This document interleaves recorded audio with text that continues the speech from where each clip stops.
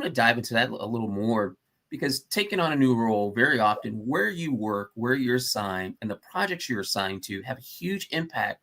on your skill set, Yeah. on what you're doing the most, what you're developing in.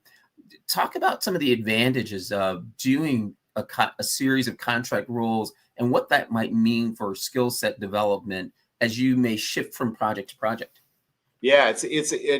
I'll talk about a little bit there, the misconception about contract work, but then also the importance of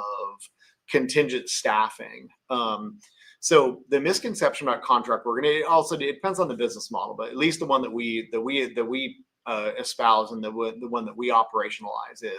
is we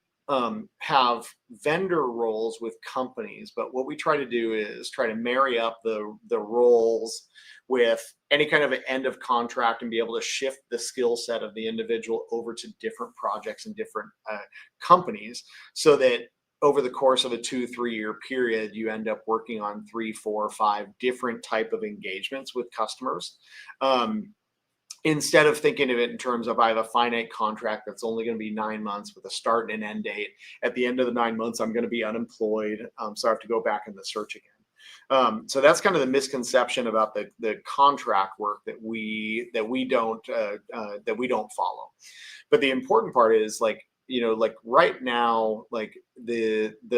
ability to actually upskill, especially on the job. If you go into a full-time employment with any kind of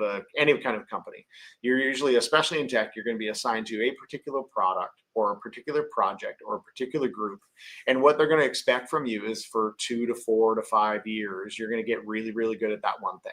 Well, what that ends up doing is it narrows your skill set and it narrows your set of experience, so that you end up kind of being branded as you're that type of you are that person, right, that does that work.